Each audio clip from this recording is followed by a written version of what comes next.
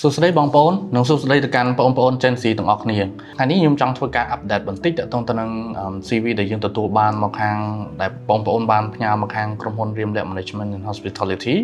គឺយើងបានទទួលរហូតដល់ជិត200 CV ឯណោះអញ្ចឹង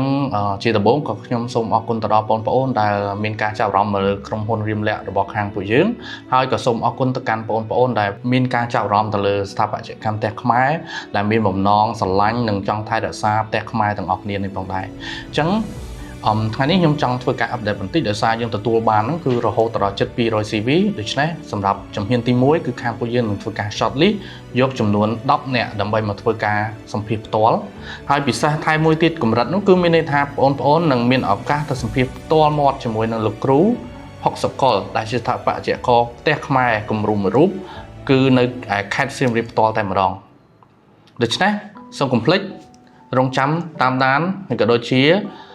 ទទួលទូរស័ព្ទទាំងអស់គ្នាសូមអរគុណ